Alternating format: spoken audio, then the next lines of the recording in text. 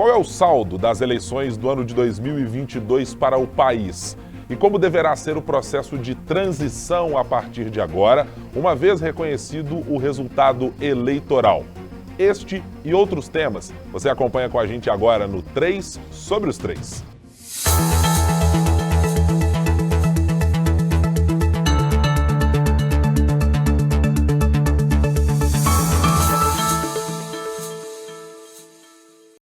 E hoje o nosso podcast está numa, não exatamente composição diferente. Todos os participantes do 3 sobre os 3 estão participando desse podcast que você pode acompanhar aí na sua plataforma de áudio preferida.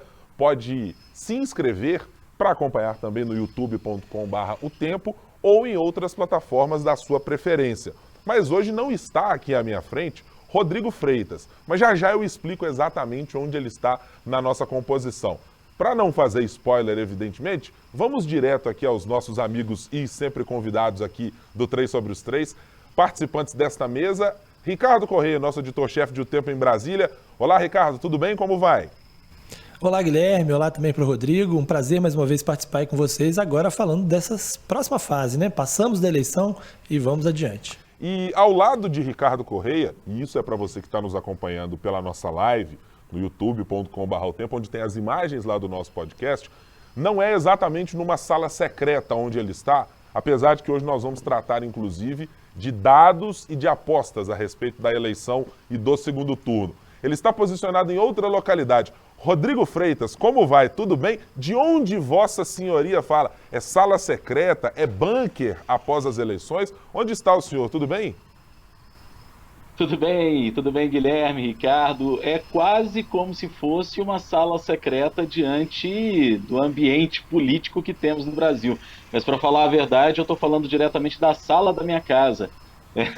Eu estou curtindo uns diazinhos de uma merecida folga, diga-se de passagem, pelo menos eu acredito que seja merecida, mas claro que não poderia deixar os amigos nesse momento importante de análise do resultado das eleições.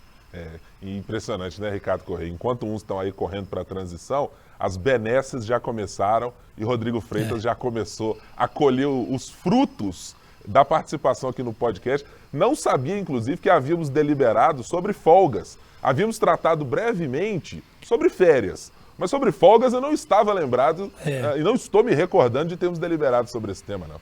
Exato, estranho, justamente no dia de olhar o resultado dos bolões, ele tentou driblar aí o 3 sobre os 3, mas por nossa sorte a gente encontrou uma câmera de segurança na sala da casa dele para botar ele ao vivo, né? Exatamente. Tem um aplicativo Eu quero aí. Direito de resposta. Rodrigo Freitas levantou a mão pedindo direito de resposta. Ele será devidamente analisado, mas em função do respeito para com Vossa Senhoria, o seu direito de resposta será concedido. Diga, Rodrigo Freitas. Eu agradeço a Vossa Excelência por ter concedido o meu direito de resposta e devo dizer que se até o presidente eleito pôde ir para a Bahia descansar alguns dias logo depois dessa eleição complicada, para não dizer sofrida, eu também tenho esse direito, apesar de não estar na Bahia, diga-se de passagem. Eu estou em Belo Horizonte, no aconchego do meu lar, mas eu tenho o mesmo direito que o presidente eleito tem. Não que queira comparar as duas figuras, longe disso. Mas se o presidente eleito pode descansar depois do que aconteceu, eu também me sinto nesse direito. E também não vamos colocar aqui comparando regras, né? Presidência da República, essas instituições aí, essas pequenas instituições brasileiras aí, Supremo, Justiça, etc. Não vamos comparar isso com o 3 sobre os 3. Evidentemente, nós estamos posicionados em uma outra parte do espectro democrático. Não tem nada a ver com isso, não. Então, outras benesses estarão por aqui. Mas, meus caros amigos, vamos para a nossa primeira parte da conversa aqui. Primeiro, queria de vocês alguma consideração a respeito do resultado das eleições de 2022. Olhando de uma maneira macro, que saldo vocês tiram dessa eleição? Tem diversas palavras para minimamente classificar porque a eleição teve um aspecto de montanha-russa, pelo menos na nossa percepção, do que eram escândalos do dia a dia, do que eram discussões, temas que surgiam e desapareciam. Mas queria perguntar a cada um de vocês que saldo e com que visão você sai ao final do primeiro turno. Vou começar pelo Ricardo lá de Brasília. Diga, Ricardo. Acho que o resultado é de um país dividido, né? De fato, reforça um pouco essa tese de que a eleição tensa não se encerra na eleição, porque o próximo governo, assim que assumir, enfrentará uma oposição bastante dura, né? Não apenas no Congresso, mas também nas ruas, nas manifestações públicas e tal. E acho que ficou muito claro que o presidente da República atual, apesar de todos os esforços que ele fez, né, para conseguir a reeleição, mostrou-se incapaz de virar o jogo com ainda que tenha utilizado todas as armas possíveis, né? Eu acho que nunca um governo, antes de deixar o poder, gastou tanto dinheiro, tanto recurso público para tentar virar uma eleição.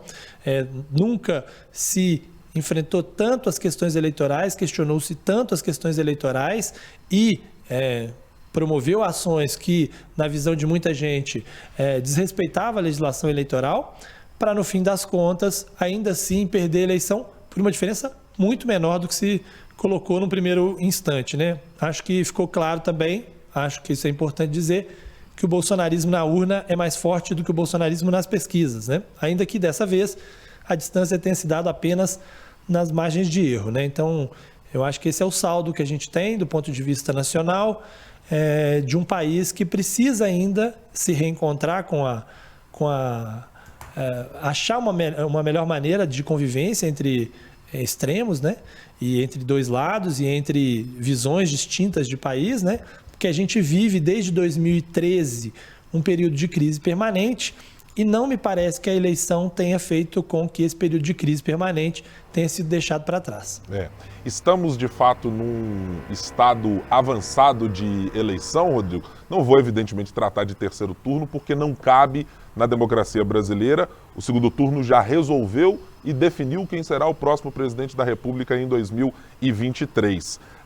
Mas, pelo menos, o clima beligerante existente na campanha e até muito antes disso, acho que de uma maneira geral, no governo Bolsonaro, de um clima de permanente conflito, ele tende a se manter na sua perspectiva? Guilherme, pelo menos o que se espera é que, de fato, não tenhamos um terceiro turno, né? Afinal de contas, o resultado das urnas está aí, ele foi comprovado, reconhecido pela Justiça Eleitoral, foi reconhecido, inclusive, por líderes de outros países com uma celeridade que poucas vezes a gente viu, porque existia uma preocupação nesse sentido, do reconhecimento do resultado propriamente dito, né? E eu concordo com tudo aquilo que o Ricardo falou agora, desse país que nós temos nas urnas, e tem dois aspectos que eu queria destacar.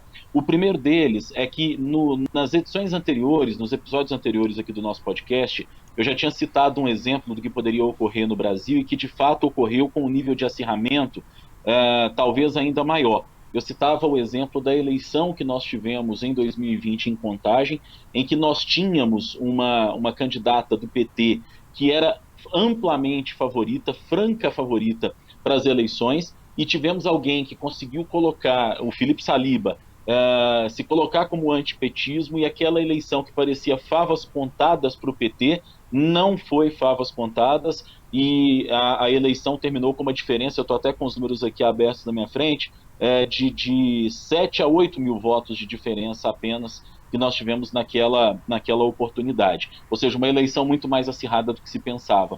No plano nacional, mais uma vez, nós tivemos isso. As pesquisas mostravam um cenário, e como você disse, Guilherme, o bolsonarismo, e o Ricardo falou isso também, o bolsonarismo ele é maior nas urnas do que nas pesquisas, o que corrobora essa tese de um país amplamente dividido que nós temos. E aí, diante desse resultado, que foi esse resultado por uma margem tão estreita de votos, a gente está falando de 2 milhões e pouquinho de votos, nos leva a duas análises. A primeira delas é que houve uma incompetência administrativa e retórica do presidente da República, esse é um fato, porque é o primeiro que não consegue se reeleger, mesmo depois de ter feito tudo o que fez do ponto de vista da máquina pública, por mais que digam que não e etc., a máquina pública foi usada como nunca antes foi utilizada, para parafrasear o presidente eleito na história desse país, esse é um fato.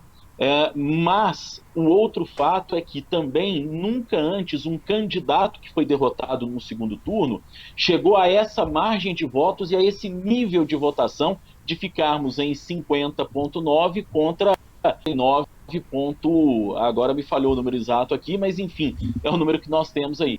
Né? Jornalista, se fosse bom de matemática, a gente saberia fazer as contas de cabeça, não é o nosso caso por aqui. Mas o fato é que nós temos esse cenário que, a mim, pelo menos, ele é dúbio do ponto de vista eleitoral, do ponto de vista político, talvez, não eleitoral, porque eleitoral está lá, está colocado, mas do ponto de vista político, que nós temos esse cenário de um presidente que, embora não tenha conseguido se reeleger, ele chegou a um número de votos de 58 milhões de votos que nunca antes se viu um candidato derrotado chegar a essa votação. Então, o que me leva a crer que nessa eleição, na eleição, que fique claro, o bolsonarismo foi derrotado, mas o bolsonarismo é uma força viva da sociedade. Eu fico dividido quando olho para essa eleição entre as duas figuras para tentar entender o tamanho real de cada uma delas. Porque, evidentemente, quando a gente faz essas considerações feitas por você, Rodrigo, e também por você, Ricardo, de que o presidente Jair Bolsonaro nunca, antes na história do país, houve uma concertação de uso de máquina pública e de despejo de recurso público, e, infelizmente, de reportagens e de tudo que a gente já mostrou também nas nossas páginas, de assédio eleitoral, de pressão sobre trabalhadores, sobre eleitores, nunca houve na República Brasileira, na nossa era de redemocratização, algo desse tamanho. Quando eu olho para essa perspectiva, eu me coloco em dois lugares. É evidente que a votação do presidente Jair Bolsonaro é muito expressiva, mas ao mesmo tempo eu olho também para uma derrota fragorosa, considerando exatamente esses itens. Quer dizer, o presidente da República, que teve a seu dispor um líder do Congresso Nacional como Arthur Lira, é um centrão abraçado em todas as suas nuances e todas as suas possibilidades ao orçamento secreto, a tudo aquilo que o governo abriu o cofre para destinar e para fazer com que o governo tivesse uma capacidade de vencer as eleições. Sob esse aspecto, eu fico com a impressão de uma derrota fragorosa, porque é algo absolutamente inimaginável que, com esse volume de recursos, em nenhum momento na campanha eleitoral e na pré-campanha e nos levantamentos de opinião anteriores, o presidente sequer tenha estado na primeira posição na maioria do eleitorado. Então, ainda acho que o tempo vai nos trazer a exata medida para entender o tamanho do antibolsonarismo, ou talvez do anti-Bolsonaro, que existe para a esquerda brasileira quando você olha para o antipetismo ou para o antilulismo, nessa mesma proporção. Porque eu acho que essas duas figuras, o presidente eleito Luiz Inácio Lula da Silva e o presidente ainda em exercício Jair Bolsonaro, eles têm um tamanho tão gigantesco, e as votações de ambos mostraram isso, que eu acho que a gente vai precisar entender um pouco mais o tamanho das figuras. E aí, olhando um pouco para essa perspectiva do ex-presidente Luiz Inácio Lula da Silva, repito, presidente eleito, ele também se mostrou a única figura capaz, especialmente na comparação com 2018, a única figura capaz de, primeiro, conseguir uma concertação de partidos e de pessoas que tinham uma disposição muito pequena, se olhássemos há 4, 5 anos. Imaginar Marina Silva no mesmo palanque que o ex-presidente Lula era absolutamente inimaginável há algum tempo. Simone Tebet, talvez nem tanto, mas alguém que se esperava como Ciro Gomes, ainda que com um apoio absolutamente tímido e saindo muito menor dessa campanha, mas de alguma maneira também estava ali. Caciques grandes do PSDB de Franco Montoro, da geração do PSDB pré-João Dória e pré-derrota de Aécio Neves, acho que ao mesmo tempo mostra um tamanho do ex-presidente Lula na política nacional que é absolutamente singular. Uma capacidade de vencer esta máquina com este tamanho, fazendo esforços numa direção ideológica que não era exatamente, talvez a que o partido gostaria, mas a que o ex-presidente sabe fazer muito bem, com diálogo, com concertações, com uma maneira de encontrar brechas, fissuras nos seus opositores para trazer apoios. Eu acho que salta aos olhos para mim ao final dessa campanha o tamanho dessas duas figuras. A história vai medir exatamente, certamente não temos 50,9% dos eleitores petistas e não temos 49,1% dos eleitores bolsonaristas, exatamente ligados às figuras. Mas ainda assim, o tamanho de ambos nessa eleição me chama muito a atenção, porque é de fato, e foi, a disputa mais apertada da nossa história democrática, e saindo das urnas, olhando para esses dois personagens com um tamanho muito maior do que a gente talvez pudesse imaginar há 3, 4, 5 anos do tamanho que eles tinham. Não, e eu acho, Guilherme, que é preciso ver o tamanho que eles vão ter em posições opostas, né? Porque é o que você disse, Lula na oposição conseguiu articular mais do que Bolsonaro no governo. Qual é o tamanho que Lula pode ter tendo a máquina na mão para articular com a classe política, né? E, por outro lado, Bolsonaro foi criado como uma força antissistema e, consequentemente, ser antissistema é mais fácil sendo oposição, né? Qual o tamanho pode ter Bolsonaro livre das amarras de governo, livre dessa necessidade de ter que ficar abraçado com o Centrão e etc., então, assim, qual é o tamanho que a mensagem que Bolsonaro pode ter estando na oposição e como franco atirador, né? Que é a posição em que ele já esteve muito mais confortavelmente. Então é isso, são dois líderes que, em papéis opostos aos quais se acostumaram nos últimos anos, se mostraram muito grandes, né? E agora, em princípio, parece que, invertendo as posições, ambos podem se tornar ainda maiores. E a partir daí a gente vai conseguir ter uma ideia mesmo de qual é maior, né, ao longo do tempo. E certamente isso vai estar sendo trabalhado até as eleições de 2026. Infelizmente, né? Porque no Brasil é assim que funciona, né? O governo novo nem tomou posse, mas as ações de agora, que são os temas tomados, inclusive as ações controversas que vão sendo tomadas, já estão com vistas em 2026.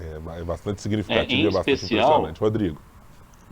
Em especial, Guilherme, Ricardo e amigos que estão nos acompanhando, porque por aquilo que algumas pessoas próximas ao presidente da República, ao atual presidente da República dizem, ele está disponível e disposto a disputar em 2026.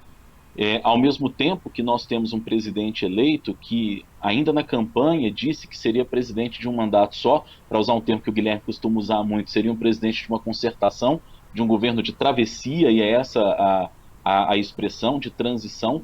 E aí nós teríamos um cenário muito interessante para 2026, de uma liderança política que já é formada, fundamentada e grande, como a gente tem destacado, que é o atual presidente Jair Bolsonaro, e do outro lado nós vamos ter um período de 4 anos para que essa frente ampla, digamos assim, que se formou na eleição desse ano, se ela continuar ativa até lá, para que essa frente ampla construa uma alternativa de poder a Luiz Inácio Lula da Silva. E vamos nos lembrar, e foi bem dito aqui, que Lula é alguém que está assumindo o mandato com 77 anos, visivelmente cansado no fim dessa campanha de 2022, vai terminar o mandato com 81 anos, é uma idade avançada para alguém, de repente, fazer uma campanha de um segundo mandato, e ele mesmo já disse que não está disposto a fazer isso, e é preciso, talvez, que esse campo construa uma alternativa de poder ao longo de 4 anos. Mas Lula só foi candidato agora, em 2022, porque todo mundo tinha essa visão de que ele era o único capaz de derrotar Jair Bolsonaro, tanto que aconteceu. Por mais que a margem de votos tenha sido mínima, a gente está falando de 2 milhões, de 50,9 a 49,1, agora eu estou com o número aqui para não passar vergonha de novo, é importante que se diga isso, que o Lula só foi candidato agora, quase que num sacrifício, entre aspas, até pela idade que tem, né, num país do tamanho do Brasil, com as características e dificuldades, nuances que tem o Brasil, porque não havia definitivamente outro nome, e a própria dificuldade da terceira via de se viabilizar é um aspecto que pode ser observado como essa dificuldade de termos uma outra opção de poder que pudesse, de repente, disputar a eleição com um pouco mais de igualdade, digamos assim, em relação ao atual presidente. Especialmente quando a gente olhar para o que me parece ter sido um feito do presidente eleito Luiz Inácio Lula da Silva, que é ter conseguido no Sudeste, ainda que ele tenha sido derrotado em colégios eleitorais importantes como São Paulo e o Rio de Janeiro, mas que a resiliência de recuperar terrenos perdidos pelo PT de 2018 para 2022, ela se mostrou, além do que a gente diz apenas, não, o Nordeste foi importante, de fato o Nordeste foi importante, mas nos números frios, o presidente Lula teve mais votos no Sudeste do que teve no Nordeste brasileiro. Ele teve 22.793.826 votos na região Sudeste e 22.500.334, aliás, votos na região Nordeste. E todas as análises que foram feitas até agora indicam exatamente isso. O fato de, digamos assim, para usar uma expressão do futebol, na primeira parte do jogo, perder de pouco para ter o jogo da volta, fez exatamente com que o ex-presidente tivesse a capacidade de suplantar toda essa máquina que a gente tem citado aqui durante muito tempo, né?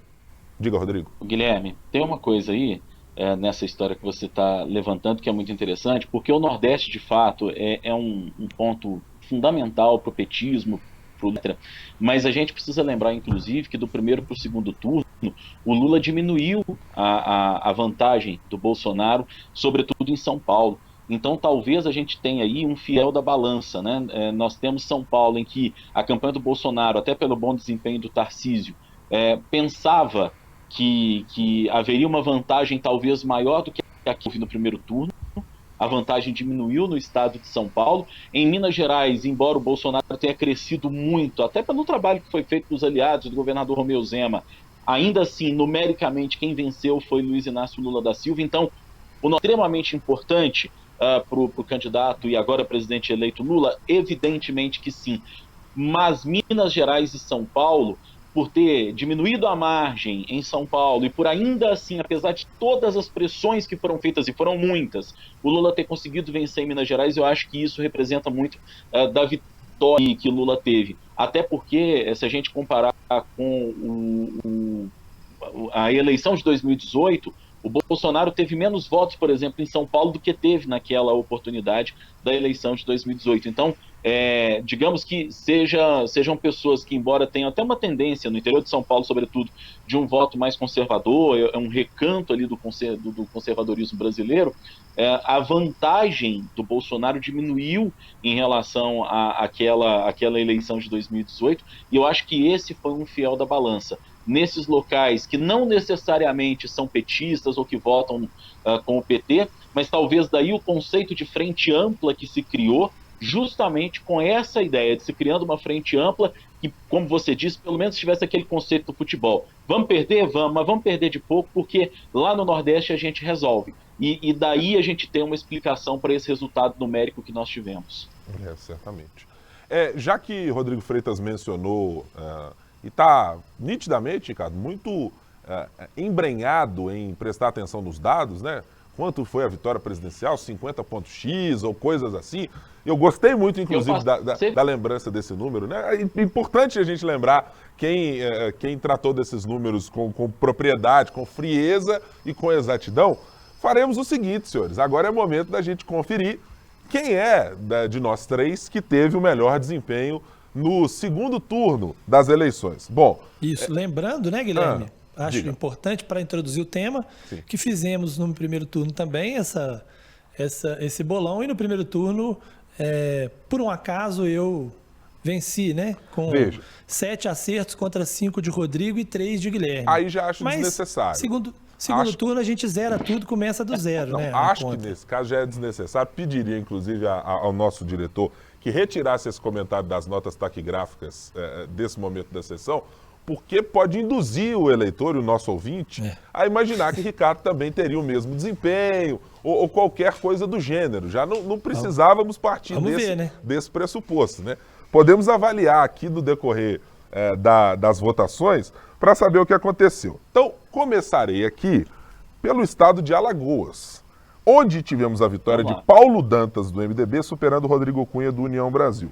Na minha contabilidade, de Ricardo, Rodrigo e Guilherme Ibrahim, ambos tiveram 3 acertos. Quer dizer, um acerto para cada um. Todos acertaram. Todos Exato. acertaram. Então tem Paulo Dantas ganhou com Eu tenho medo dessa matemática 52,33 do e os Guilherme. 3 apostaram na vitória dele. Isso. Então, Ricardo com 1 ponto, Rodrigo Freitas com 1 ponto e Guilherme Ibrahim acertou 1 ponto. Muito bem. Chegando ao estado do Amazonas, senhores, tivemos o Wilson Lima do União Brasil e Eduardo Braga. Todas as apostas foram para o Wilson Lima. Todos acertaram Exatamente. corretamente? Perfeito. Correto. Mais um Ele ponto. ganhou com 56,65% dos votos. Uma vitória até tranquila. Isso. No estado da Bahia, tivemos também um acerto de um triplete de Rodrigo, Guilherme e Ricardo. Todo mundo Exato. com Jerônimo, mais 1 ponto para cada um, correto? Correto. Jerônimo ganhou com Correto. 52,79%. Muito bem. Já no Espírito Santo, as apostas todas foram para Renato Casagrande, do PSB, na disputa com Carlos Manato. Triplete também para ambos, correto? Exatamente. Casagrande Correto. com 53,80%, os 3 apostaram nele. Muito bem. Chegando ao Mato Grosso do Sul, aí tivemos alguma surpresa. Porque pelos meus registros aqui, inclusive das notas taquigráficas deste programa, apenas um voto foi dado para a vitória de Eduardo Riedel, do PSDB. E, curiosamente, este voto foi dado por este que estávamos falando. Então, Guilherme Ibrahim foi o único a apostar na vitória do tucano Eduardo Riedel versus Capitão Contar. Procede? Estou correto no resultado? É 1 ponto para Guilherme Ibrahim. Exato, Guilherme. O Riedel teve 56,9% dos votos, foi até melhor a vantagem dele do que se esperava. Chama atenção o fato de você ter começado, né, as divergências justamente por esse episódio. Tá parecendo um pouco a apuração do primeiro turno, sabe? Não, E do segundo veja bem. turno também, né? Que começa com o candidato na frente e depois a situação vai se apertando mais adiante. Né? Não foi utilizado nenhum tipo de algoritmo aqui para essa apura. Apenas uma ordem cronológica que acontece. Isso pode haver em algum momento. Vou passar Isso aqui para seria o estado da... Pois não, Rodrigo. Seria uma ordem cronológica ou seria uma ordem alfabética? Neste caso, foi na ordem que a pesquisa foi feita e, portanto, no Ctrl-C, Ctrl-V veio parar aqui no arquivo. Nada além Tá disso. Muito Do bem. Espírito Santo, passamos ao Mato Grosso do Sul e chegamos agora à Paraíba. A disputa foi entre João Azevedo e Pedro Cunha Lima, o tucano Pedro Cunha Lima, derrotado, um dos únicos PSDBistas derrotados no segundo turno, ou único, né, aliás, PSDBista derrotado no segundo turno, vitória de João Azevedo do PSB. Triplete novamente, correto, senhores? Correto, todos acertaram. Correto. João Azevedo, 52,51%, ganhou a eleição. Muito bem. Chegamos ao estado de Pernambuco, onde... Bom, deixa eu conferir, só para ver exatamente se não houve algum erro. Pelas minhas contas, Ricardo Correia apostou em Raquel Lira, Rodrigo Freitas apostou numa recuperação de Marília Arraes e Guilherme Ibrahim apostou Sim. em Raquel Lira, corretamente? É isso, né, Ricardo? Correto. Isso. É isso. Correto. Então, ponto para Guilherme Ibrahim, ponto para Ricardo Correia.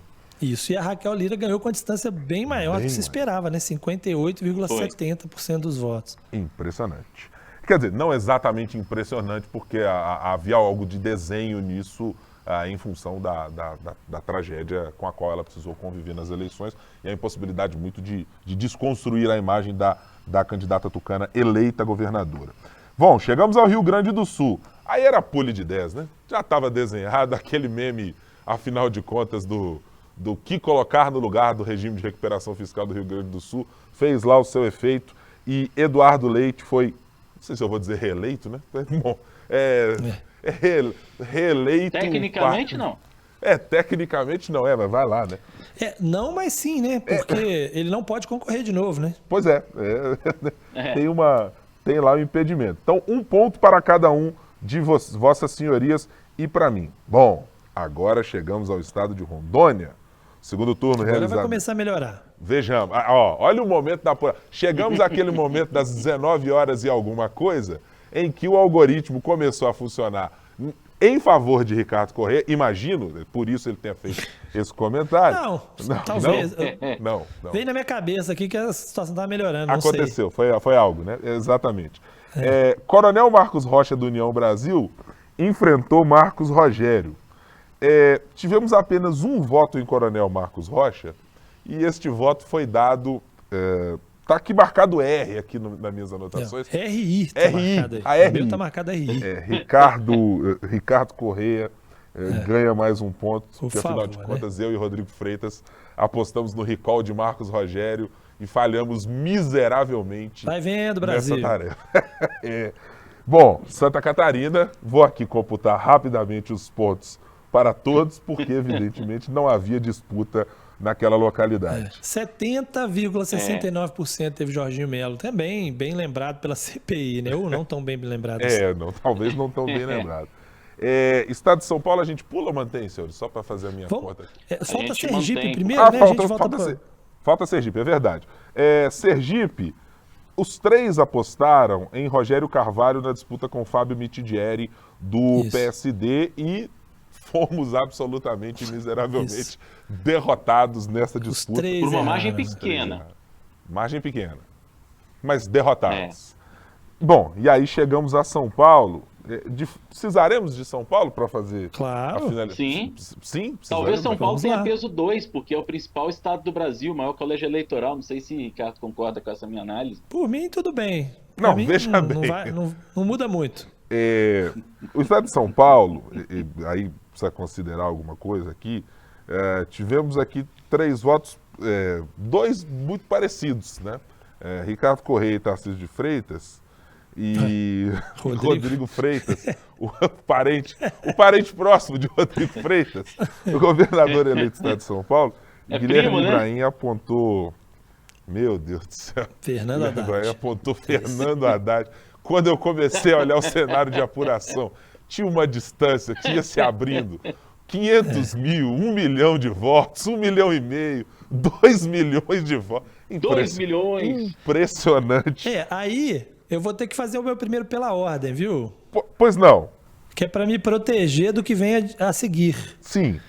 Nós falamos também sobre o tamanho da distância em São Paulo. Sim. Falamos. Acho que você anotou aí. Não me recordo. Que eu desse disse, momento. imagino que você tenha anotado, que eu disse que Tarcísio ia ganhar com grande distância. Correto. Inclusive, eu até postei ali o 54-46, foi 55. Correto. O Rodrigo disse que Tarcísio ia ganhar com distância menor. Correto. E você disse que Haddad ia ganhar. Aí eu pergunto, eu e Rodrigo acertamos ou eu acertei somente? Mas. Não, os dois acertaram. Veja bem.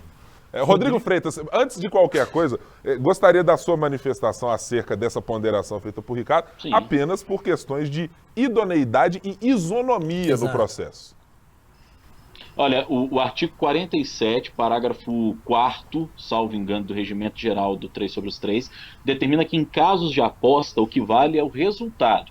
Há a Ótimo. possibilidade de que informalmente os participantes desse podcast possam falar a respeito das perspectivas de resultado numérico, mas o resultado do vencedor é o que determina. Ok. Eu concordo plenamente com o Rodrigo, viu? Eu apenas levantei a questão para que a gente tenha essa jurisprudência para outras eventualidades. Assim, Mas eu não sei por que o Ricardo concordou. Diga, Rodrigo. É porque se a gente for considerar quem mais se aproximou do resultado da eleição presidencial, o resultado numérico da eleição presidencial, é este que vos fala, que Não. esteve mais Peraí, próximo do como resultado assim? numérico. Não, mas como assim? Não, Errado deixa também. eu entender. Deixa eu entender isso aqui, que o negócio não tá. Bom, Não. peraí, vamos lá. Eu vou colocar essas coisas agora em pratos limpos, porque os números estão aqui devidamente anotados. Devidamente estavam guardados, subjúdice, após as falas dadas por vossas senhorias. Muito bem, com este resultado parcial das eleições para governadores, nós tivemos aqui...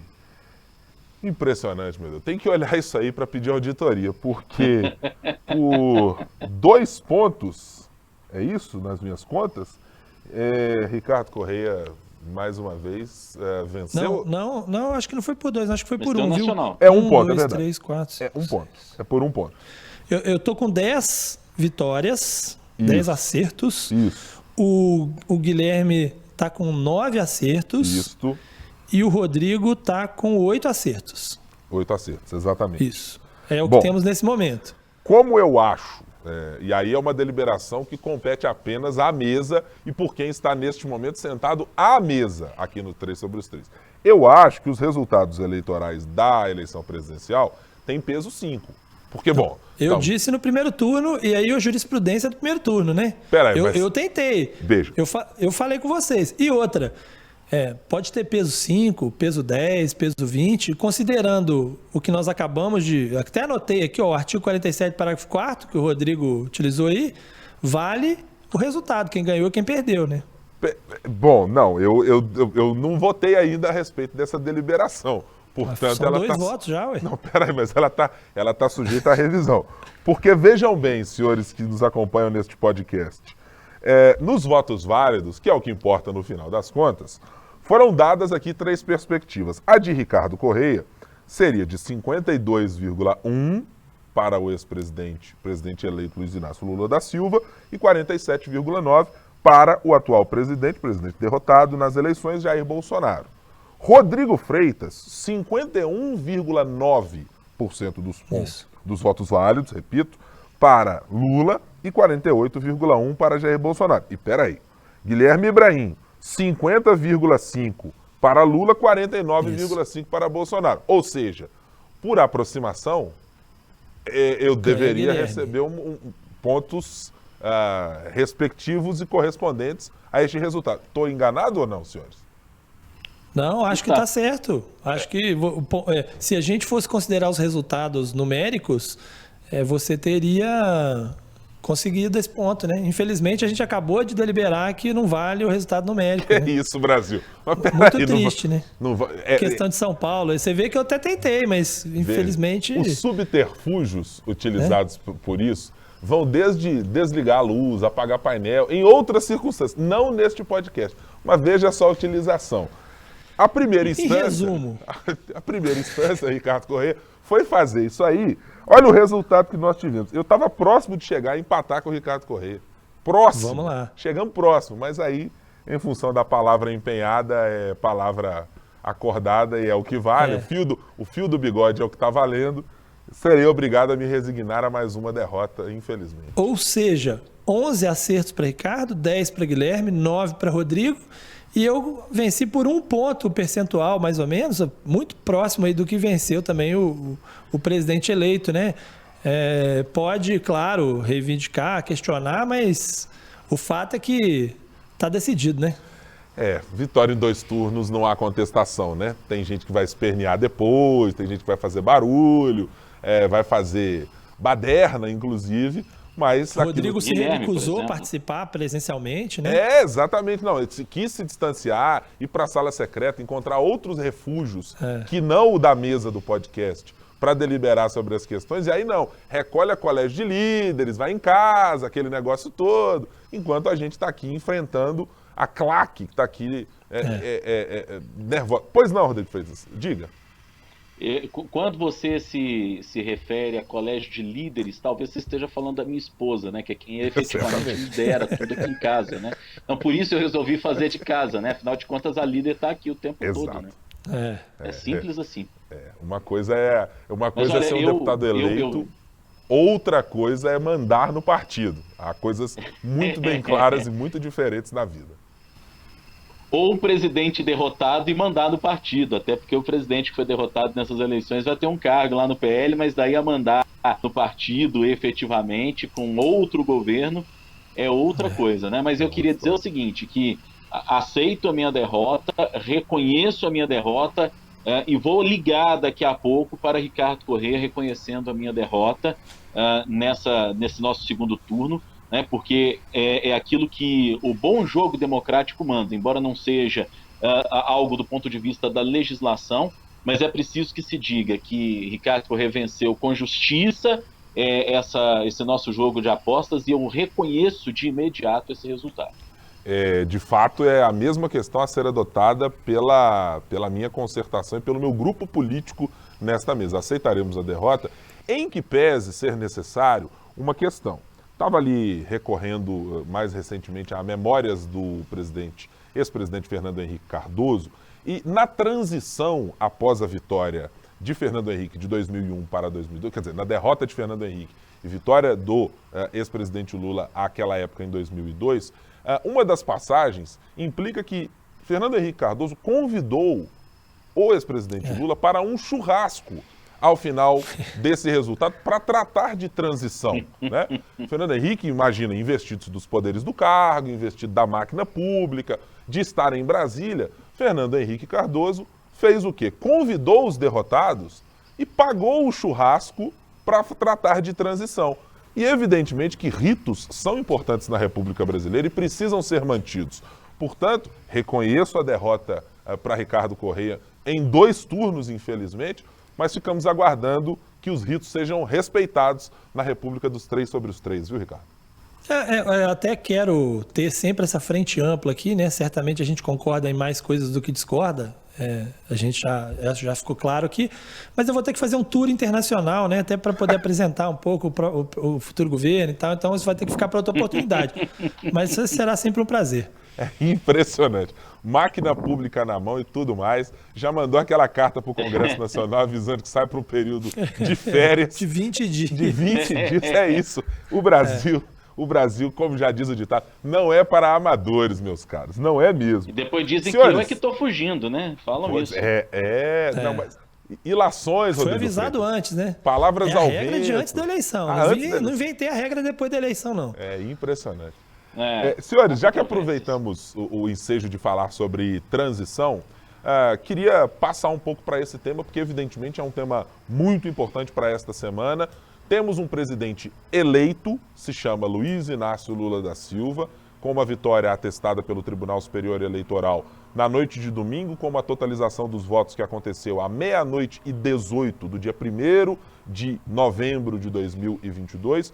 E já estamos nessa semana com, a contragosto, por parte do presidente da República, Jair Bolsonaro, presidente ainda em exercício, mas por parte do vice-presidente em exercício, Hamilton Mourão, já ofereceu-se a Geraldo Alckmin, vice de Lula, para participar da transição, para convidá-lo a conhecer o espaço que ocupará a partir de 2023. Ciro Nogueira, um dos principais aliados do presidente da República, Jair Bolsonaro, também já está reunindo-se com integrantes da campanha do PT, com a presidente do Partido dos Trabalhadores, Gleisi Hoffmann, e com o próprio Geraldo Alckmin, que será o coordenador desta transição. Portanto, qual é a perspectiva que vocês têm a partir desse rito importantíssimo e indispensável, legalmente registrado e criado, inclusive e aprovado pelo senador Ramés Tebet, pai de Simone Tebet, de uma legislação já dos anos Fernando Henrique Cardoso, daquela primeira e ainda bem muito exitosa transição democrática de um presidente civil passando a faixa para um outro presidente eleito e escolhido pela população brasileira. O que esperam dessa transição, Ricardo? É uma transição pacífica, uma transição que vai ter sobressaltos, uma transição que será com esperneio, mas que, ao fim e ao cabo, acontecerá. Exato, e eu acho que vai ser mais tranquila do que se imaginava antes da eleição, sabe? Quando a gente olha o cenário de agora, a gente vê um cenário em que a transição, primeiro, vai ser mais fiscalizada, porque o Tribunal de Contas da União criou aí um grupo para poder acompanhar essa transição, inclusive o relator é o ex-governador de Minas Gerais, Antônio Anastasia, agora ministro do TCU, Antônio Anastasia. E, além dessa fiscalização mais direta, os nomes escolhidos pelos dois lados para coordenar essa transição são nomes que têm o perfil um pouco mais flexível e de conversa com o outro lado, né? Do lado do presidente Jair Bolsonaro, Ciro Nogueira, que é um integrante clássico daquele centrão que está sempre com o governo e que já andou fazendo acenos para o outro lado, para o lado de Lula. Então, Ciro Nogueira faz essa transição muito bem, porque esteve ao lado de Lula durante muito tempo. E do lado de Lula, Alckmin, né, que esteve na oposição ao PT durante muito tempo, ou seja, também conversando bastante com os grupos que hoje apoiam o governo e que ainda não desembarcaram do governo. Então, me parece que isso ajuda a essa transição, Ciro Nogueira de um lado e Alckmin de outro, e essa fiscalização do TCU também. Então, acabo esperando uma transição mais tranquila. Não vai ser fácil, não exatamente por isso, mas por conta da transição de orçamento, né? Inclusive, neste dia que a gente grava o podcast, na quinta-feira, está tendo reuniões tanto do grupo de Lula com o pessoal do orçamento, quanto as reuniões da transição normal com o Ciro Nogueira. E aí há aquela velha dificuldade de fazer caber no papel as promessas que foram feitas pelos dois lados e que não cabem naquele orçamento que está colocado e apresentado lá no Congresso. Mas eu acho que vai ser uma transição mais tranquila do que esperava antes da eleição. Rodrigo, você imagina que a preocupação do presidente eleito esteja mais no campo econômico ou esteja mais no campo político, de já sair em busca de uma concertação necessária para encontrar votos para eventualmente mexer no orçamento, ou é uma preocupação mais de fazer caber necessariamente e economicamente dentro de um orçamento que a gente sabe será em 2023 absolutamente combalido, comprometido e com uma perspectiva de cenário internacional muito pouco favorável para que a nossa balança comercial seja capaz de suprir todas essas dificuldades que foram criadas nesse ano de 2022? Certamente, Guilherme, a preocupação maior é econômica, não tem como ser diferente, porque a gente já levantava essa bola aqui, e a mídia, de maneira geral, levantou essa bola ao longo da campanha, de que muitas das promessas que estavam sendo feitas eram promessas, muitas vezes, até importantes e justas, mas difíceis de caber no orçamento. E essa parte política, ela, em relação a Lula, eu acho que ela é absolutamente tranquila. Ele é um político dos mais habilidosos para lidar com a diferença. Eu penso que, inclusive, esse resultado, apertado como foi, reforçou nele a ideia, a sensação e até mesmo a convicção de que o governo dele precisa ser um governo mais ao centro do que é governo, como você costuma dizer, de uma grande concertação nacional, evidentemente. E, inclusive, o fato de ter colocado o vice-presidente eleito Geraldo Alckmin como coordenador da equipe de transição já mostra essa disposição de conversar. Inclusive, o Centrão já está abrindo as portas, né? Nos lembremos aqui de que Ciro Nogueira, no dia em que o presidente Bolsonaro, muitas horas depois dos resultados, se manifestou, já chamou o Lula de presidente, né? Uma coisa que a gente não ouviu e não vai ouvir o atual presidente Jair Bolsonaro falar. Não nos esqueçamos de que o Arthur Lira, presidente da Câmara, que talvez seja o representante maior desse grupo conhecido como Centrão, foi o primeiro a se manifestar e reconhecer o resultado e a desejar boa sorte a Luiz Inácio Lula da Silva. Nós já temos aqui uma conversa da Gleisi Hoffmann, presidente do PT, com republicanos, que foi um partido que estava ali na chapa do presidente Jair Bolsonaro, e é um partido que, ao longo dos últimos 4 anos, caminhou com o presidente. Então, politicamente, eu não tenho dúvidas de que o Lula vai conseguir aprumar esse governo, acertar esse novo governo e conversar com aqueles que são de colorações, ou teoricamente são de colorações diferentes, né? A habilidade política que ele tem para sentar todo mundo numa mesa, que é uma habilidade que muitas vezes o presidente Bolsonaro não tem só na base da conversa, precisa entregar outro tipo de possibilidade, enfim, outro tipo de promessa a esses campos. Eu acho que nisso aí o Lula está muito tranquilo. Mas economicamente falando, nós temos um desafio, uma bomba relógio que pode estourar a qualquer momento do ponto de vista fiscal. Recentemente a gente fez reportagens na Rádio Super, no portal O Tempo e no jornal O Tempo também, mostrando que essa bomba fiscal ela pode chegar aí à casa dos 280 bilhões de reais, que é um número muito, muito, muito expressivo. E agora vai ser um desafio, num orçamento com tantas vinculações obrigatórias, se fazer caber tudo aquilo que se prometeu. Tanto que o governo já estuda uma espécie de PEC emergencial, alguma coisa que o valha, para tentar criar mecanismos para colocar essas promessas no papel, até porque a gente precisa se lembrar que a partir de 1º de janeiro do ano que vem, a carruagem vai virar abóbora, né? Então, não está previsto no orçamento o Auxílio Brasil no valor de R$600, conforme foi prometido pelas duas campanhas. A campanha do Lula prometeu um pouco mais ainda, de R$150 por filho que essa família tenha, e retomando o nome de Bolsa Família, que era o nome utilizado até outro dia mesmo. Nós precisamos lembrar da questão dos combustíveis, que também é outra pauta importante, e que essa desoneração feita de ICMS nos combustíveis, ela vale até 31 de dezembro. Então a gente tem, assim, muitos problemas econômicos que vão precisar ser sanados, e penso eu que esses problemas econômicos e as sinalizações ao mercado de como vai ser esse governo vão passar, inclusive, pela escolha de um novo ministro da Fazenda, já que o Ministério da Economia vai ser desmembrado, não vai ser mais não é mais um super ministério como foi no começo do governo Bolsonaro, mas vamos voltar a ter o Ministério da Fazenda, e essa sinalização vai ser o ministro, ela é muito importante. Até agora, todo mundo faz aqui apostas e etc., faz levantamentos de quem pode ocupar esse cargo, mas o Lula permanece caladinho da Silva, para fazer aqui um trocadilho, caladinho da Silva, quando o assunto é esse novo ministro, e que acho que pode representar uma sinalização ao mercado e uma sinalização política também aos integrantes do Centrão daquilo que pode acontecer. Eu vou ficar muito com o aspecto político dessa transição, porque eu acho que ela tem, ao contrário de outras transições democráticas que tivemos, ela tem um componente pelo menos eu quero tentar entender o quanto e qual será a capacidade do esforço de se trazer a política brasileira novamente para um eixo minimamente de respeito a ritos que eram considerados pacificados na nossa redemocratização. Ou seja, o fornecimento de informações, ainda que vez ou outra houvesse uma rusga de um ou outro, dizendo, olha, mas faltou um pouquinho aqui, faltou um pouquinho acolá, mas eu acho que é o entendimento de que órgãos de governo voltem a ser órgãos de Estado e não necessariamente órgãos de governo.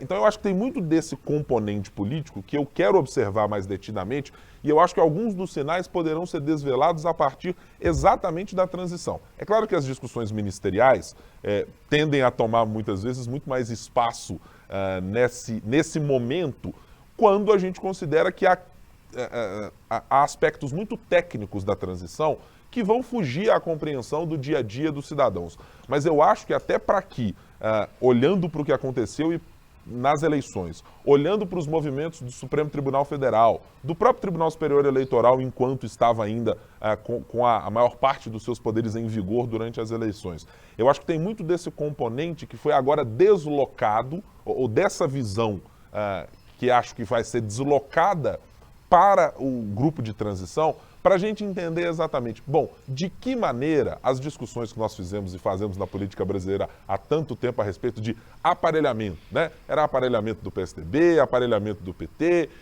tomada da máquina pública, etc. O quanto isso aconteceu, e eu gostaria de entender, a partir disso, se a transição vai nos fornecer alguns desses sinais. Podemos, será, ter algum tipo de órgão ou dirigente ou ministro ou integrante de entidade que vai dizer essa informação não fornecerei, isso aqui eu quero que vá para sigilo, ou isso aqui eu não tenho obrigação de fazê-lo e vai encontrar resistência que vai parar, por exemplo, no Tribunal de Contas da União. Alguém que vá se arvorar a condição de dizer, isso aqui, por exemplo, na Codevasf, que é um dos lugares a serem muito escrutinados daqui para frente, em função de o quanto ele tinha uma relação e tem umbilical com o orçamento secreto, o que é que conseguiremos ver a partir dali? Vai ter gente dizendo, eu sou o diretor, mas não vou entregar. Vai ter gente aqui dizendo, não entregue a partir de uma posição do Ministério do Planejamento, do Ministério da Economia, do Presidente da República, porque eu acho que aí a gente vai conseguir entender um pouco de como temos ou não temos, ou em que grau ou em que medida temos, resistências organizadas e abraços a governos, para além, repito, de abraços ao Estado brasileiro, com o presidente Jair Bolsonaro ou com o presidente Lula. Ricardo? Eu acho, Guilherme, que assim, tendo uma visão bem mais prática dessa história, por exemplo, a questão da Codevasf que você falou, eu acho que o Centrão entrando no novo governo, quem vai ter preocupação em falar disso, aliás, de perguntar disso, né? É como que se colocasse uma pedra sobre aquilo que foi e pronto. Não acho que vai haver esforço nenhum para investigar qualquer coisa que tenha acontecido na Codevasf naquele período, né? Principalmente, como eu disse, se o Centrão entrar no governo.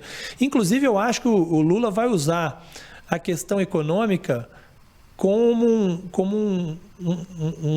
um argumento para negociar com quem manda no Centrão hoje mesmo, que é Arthur Lira, presidente da Câmara, né? Me parece que é muito claro que a gente vai ter Lula oferecendo o apoio, ou pelo menos não criando um outro candidato à presidência da Câmara, que é tudo que Arthur Lira quer, é só isso que ele precisa e quer, em troca de uma parte desse orçamento secreto voltar para o Executivo e com o apoio do Centrão e isso ajusta um pouquinho o que ele precisa ali de base de apoio, ou seja, teremos aquilo que Lula quer, que é pegar um pouco do orçamento de volta, e aquilo que o Lira quer, que é ser eleito presidente da Câmara, até porque no Senado parece meio óbvio que o apoio do governo vai para o Rodrigo Pacheco, atual presidente, né? E aí, com isso, ele consegue aliviar um pouco o caixa para essa pressão fiscal, porque se a gente pegar hoje o orçamento, tirando tudo que está vinculado, sobra 6,3% para tudo, absolutamente tudo, de dispêndio livre, né? Isso representa 98 bilhões, só ao aumento do Auxílio Brasil para R$600 já consome 52 bilhões. Aí ainda tem aumento de salário mínimo, aumento de servidor público, obras de infraestrutura, ou seja, precisa de muito mais do que isso. E aí precisa trazer de volta uma parte do orçamento, em primeiro lugar, e criar esse waiver, que eles chamam, né, para quebrar o teto durante um ano. E esse waiver depende de aprovação no Congresso. Rodrigo, você queria fazer alguma consideração nesse aspecto? Você levantava a hipótese de, eventualmente, alguma dificuldade na transição para que se descubra alguma coisa, Maracutaia, enfim. Eu acho até que na transição, evidentemente, se tivermos aí um negócio muito, muito escabroso mesmo, isso pode até passar batido, podem tentar fechar ali de toda maneira. Mas a hora que o governo assumir, de figura. Né? Eu penso como o Ricardo que o governo não vai fazer muita força também, o novo governo, né? Para descobrir determinadas coisas que, inclusive, podem ser relativas ao Centrão, porque o governo, como todos os outros na história desse país, precisa do Centrão, evidentemente. Mas se tiver alguma coisa assim que seja muito extraordinária, digamos, para mim é muito, muito, muito evidente que não deu para fazer na transição. Quando o governo chegar e quando tiver alguém novo na presidência, por exemplo, da Codevasf, que foi aquilo que vocês citaram, isso fatalmente vai aparecer. E aí resta saber se vai ser do interesse do novo governo de colocar isso às claras ou não. Porque, a depender de quem estiver envolvido na Maracutaia, evidentemente que o interesse pode ser diferente. Eu vou me manter ainda sobre o muro, exatamente porque eu acho que aí é a dose do remédio, que pode ser o veneno ou pode ser o remédio. Sim. Se a postura, eventualmente, for de se colocar contrário ao fornecimento de qualquer tipo de informação ou etc., isso também pode ser um argumento para ser utilizado por quem foi eleito a dizer, olha, bom, eu até gostaria de fazer alguma política pública e dizer às pessoas, eu bem gostaria de mexer nas coisas, mas sem saber exatamente o tamanho do rombo, eu tenho dificuldades de fazer isso. Isso foi até um pouco vocalizado pelo ex-ministro Henrique Meirelles, ao dizer, olha, eu acho que o tamanho aí do rombo que está sendo dito não é exatamente isso e alguma coisa dessa maneira. Porque eu acho que, diante daquilo que o Ricardo trouxe logo no começo do podcast hoje, de olhar para o segundo turno da eleição, um país que está dividido com posições políticas bastante antagônicas naquilo que o seu adversário pretende, da hora 1, do minuto seguinte, utilizar qualquer arma para desconstruir o seu ponto de vista ou para se manter, de alguma maneira, como uma oposição ferrenha ou apontando o dedo para a sua oposição para dizer, olha, eu estou tentando, mas isso aqui não está saindo do lugar eventualmente por isso. Porque acho até que o clima poderia ser de um clima, digamos, pacificador, e a ideia é de que uma transição seja sempre pacificada, mas eu tenho muitas dúvidas exatamente da capacidade disso se manter diante do que acontece do lado de fora dos palácios, do lado de fora dos ministérios e do lado de fora das reuniões. Porque aí a gente pode ter, de alguma maneira, a percepção de que, bom, ainda que alguém esteja tentando, o outro não está cedendo e vice-versa, e aí as coisas podem ganhar um tom político que talvez a transição nunca tenha tido. Certamente essa será única na história da redemocratização brasileira. Não sei em que medida, não sei se para o bem ou para o mal, não sei se melhor ou pior do que em outros momentos. Mas eu acho que eu estou olhando para ela com muitas dúvidas e muito em aberto, em função do quanto ela pode representar do tensionamento, ou talvez mostrar o quanto do tensionamento ainda existirá. Mas, ao mesmo tempo, concordo com o Ricardo. As figuras que estão no meio dessa transição não tem nenhuma tendência de tacarem fogo no parquinho e fazerem com que as coisas sejam elevadas a uma temperatura difícil de ser contida. Me parece que ninguém ali dentro tem essa perspectiva. Mas eu não sei se todo mundo consegue ficar imune dentro da bolha da transição, a parte do que possa acontecer no país. Não, eu acho que assim, eu acho que é isso que vai definir, mas assim, a caneta, né, se bem utilizada, é quem escreve a história, né? O presidente, com a caneta na mão e com o poder que ele tem, principalmente se ele fizer um acordo com o presidente da Câmara, pode haver o que for. Ele não tem necessidade de desconstruir o governo anterior, se ele puder construir um governo novo. Nem sempre funciona, né, essa estratégia de você culpar o governo anterior por algo que você não fez. Às vezes funciona. Você veja, no governo de Minas funcionou, né? O governo fez pouco, né, o governo atual de Minas, mas apontou o argumento de que o governo anterior tinha deixado uma situação que tornava impossível que algo fosse feito. Mas quando a gente olha atrás, o governo, justamente esse governo anterior, o governo Pimentel, que era agora alvo de Zema, também, quando chegou no governo, disse que o governo do PSDB tinha deixado um rombo e tal, e isso não foi suficiente para dar o argumento para aquilo que foi o desastre que foi em alguns aspectos o governo Pimentel. Então, você culpar o governo anterior, você apontar ali os problemas, a pressão da oposição, como fez a Dilma, por exemplo, dizendo o Cunha não me deixou governar, o Aécio não me deixou governar, nem sempre funciona, muitas vezes inclusive não funciona. Agora, a caneta e a capacidade de você fazer acordos com essa caneta na mão, e aí acordos, sejam eles republicanos ou não, porque são feitos, né? A gente sabe no Brasil como é que funciona.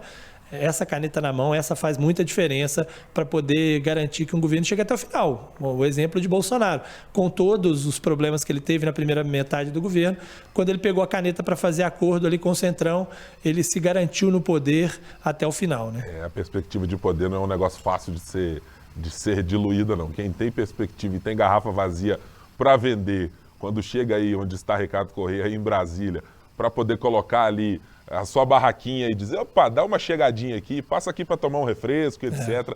Ela muda completamente. Em vez de você olhar para a barraquinha, você fica achando que é um supermercado, que afinal de contas a caneta para liberar está por lá.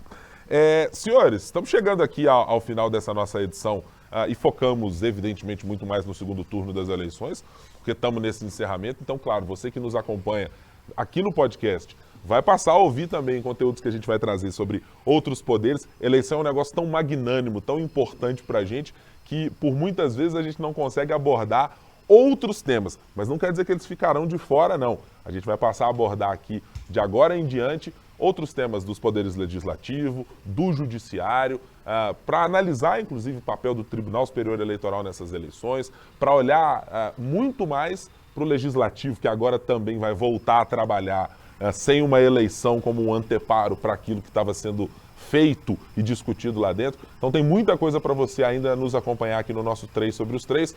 Repito, a gente grava todas as quintas-feiras. Na sexta, cedinho, você pode procurar aí no seu tocador de podcasts ou então entrar lá no nosso youtube.com/otempo e também no nosso portal otempo.com.br.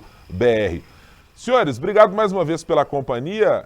Ricardo Corrêa, muito sucesso na sua empreitada comemorando a vitória do primeiro e segundos turnos aqui no 3 sobre os 3. E eu e Rodrigo Freitas, tenho certeza que ele fará dele as minhas palavras. Estamos aguardando que o rito democrático do churrasco seja feito e que a sua convocação nos nossos telefones celulares ou pelos nossos telefones celulares seja prontamente atendida assim que ela vier.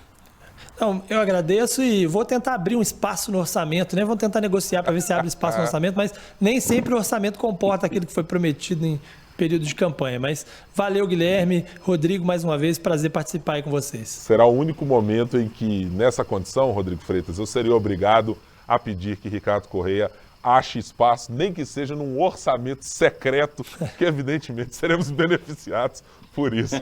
Ô, Rodrigo, valeu, hein? Boa semana. Valeu, gente. Eu tenho certeza que o nosso Ricardo Corrêa já está com a coordenadora da transição, chamada Natália, e que ela vai encontrar nas reuniões que vai fazer um espaço nesse orçamento para que o nosso churrasco lá em Brasília efetivamente possa acontecer. Estamos todos no aguardo, embora o orçamento do Ricardo seja vinculado com a Escola do Benjamin, seja vinculado com uma série de outras questões, por exemplo, eu sei que a Natália vai conseguir encontrar uma brecha nesse orçamento. Certamente. Vai fazer um esforcinho. Não, a gente sabe que sempre tem uma coisinha ou outra. Você pode dar uma olhada no precatório aí, Ricardo, aquele que já está um pouquinho mais avançado, pintou um espacinho fiscal aí. Sempre dá legal para fazer cortar os gastos com educação, né? Tirar o Benjamin da escola, né, para poder fazer. Que isso? Não, pera aí, não vamos propor desvinculação, desindexação, que dá problema. Mas não fizeram isso, qual é o problema? Você corta ali durante um tempo, tá ok? E depois você... Opa, tá ok não. Você corta durante um tempo e depois você ajeita a coisa aí de novo. Vamos dar uma olhada mais detidamente nesse orçamento do Ricardo para ver o que dá para desindexar. Às vezes tem uma coisinha a mais, tem um Netflix ali que está pagando.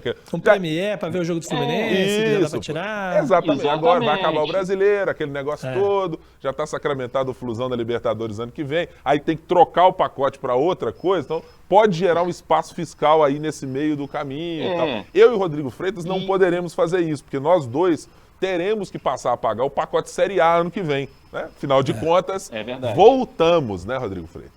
É verdade. E eu já devo dizer ao nosso querido Ricardo Corrêa que esse churrasco não é churrasco do pãozinho de alho, não. Eu não aceito menos para esse churrasco do que pelo menos um bom contrafilé com pelo menos 2 dedos de capa de gordura. A picanha é só no próximo governo, que o presidente de novo prometeu que todo mundo vai ter direito à picanha à vontade, né? Eu tô aguardando aí essa oportunidade.